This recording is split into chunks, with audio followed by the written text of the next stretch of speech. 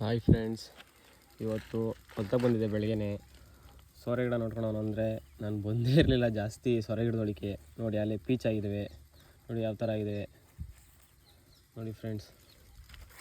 ಅಲ್ಲಿ ಒಂದೊಂದು ದೊಡ್ಡನೂ ಆಗಿದ್ದಾವೆ, ನಾನು ನೋಡೇ ಇಲ್ಲ. ಬರೀ ಹಿರೇಗಿಡಕ್ಕೆ ಔಷಧಿ ಹೊಡೆಯೋದೇ ಆಯಿತು, ಅದು ಕ್ಲೀನ್ ಮಾಡೋದೇ ಆಗೋಯಿತು.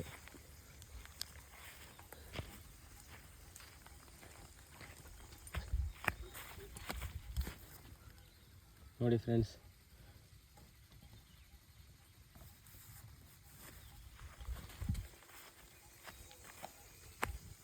ನಾವು ಸೋರೆ ಗಿಡದಲ್ಲಿ 2ನೇ ಬ್ಯಾಚ್ಗೆ ಮಾಡಿರೋದಿದ್ದು, ಅಂದರೆ 2ನೇ ಬೆಡ್ಡು. ಫಸ್ಟ್ ಬೆಡ್ ಅಲ್ಲಿ ಟೊಮೊಟೊ ಹಾಕಿದ್ದು, ಇದರಲ್ಲಿ 2ನೇ ಬೆಡ್ಡು. ನಾವು ಯಾವ ಥರ ಬೆಳಿತೀವಿ ಅಂದರೆ, ನಾವು ಎಲ್ಲಿ ಸಸಿ ಉಣ್ತೀವೋ ಅಲ್ಲಿ 3 ಬಾಕ್ಸೇ ಗೊಬ್ಬರ ಹಾಕ್ಸ್ಬಿಡ್ತೀವಿ. ಅಂದರೆ ಕುರಿ ಗೊಬ್ಬರ, ದನಿ ಗೊಬ್ಬರ.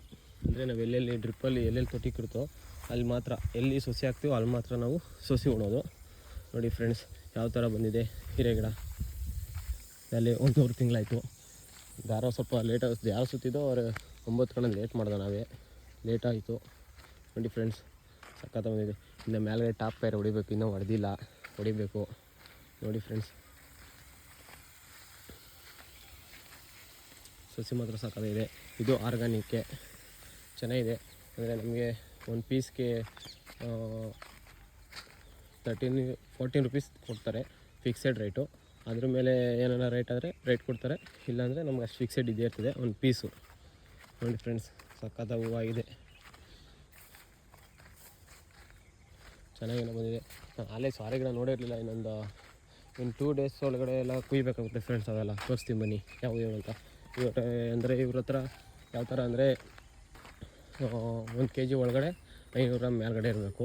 ಒಂದು ಪೀಸು ಅವ್ರಿಗೆ ಕೊಡಬೇಕು. ಅಂದರೆ ಆಮೇಲೆ 1 kg ಮೇಲ್ಗಡೆ ಇದ್ದರೆ ಅವ್ರು ತಗೊಳಲ್ಲ, ರಿಟರ್ನ್ ಮಾಡ್ತಾರೆ ನಮಗೆ. 900 ಗ್ರಾಮ್ ಒಳಗಡೆ ಇದ್ದರೆ ಪಕ್ಕಾ ತಂತಾರೆ.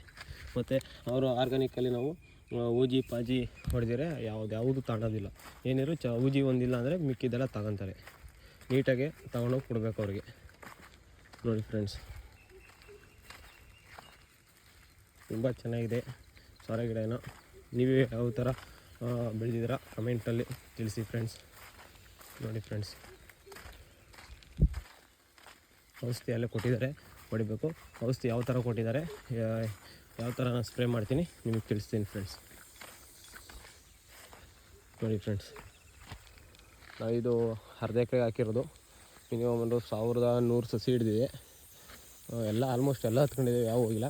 ಒಂಚೂರು ಸೆತ್ತೆ ಆಗ್ಬಿಟ್ಟೈತೆ. ಅವರು ಮಿಷಿನಲ್ಲಿ ಹೊಡಿತೀನಿ, ಹೊಡಿಬೇಕು. ನೋಡಿ ಫ್ರೆಂಡ್ಸ್, ಥ್ಯಾಂಕ್ ಯು. ಪ್ರತಿಯೊಬ್ಬರು ಸಪೋರ್ಟ್ ಮಾಡಿ ಫ್ರೆಂಡ್ಸ್.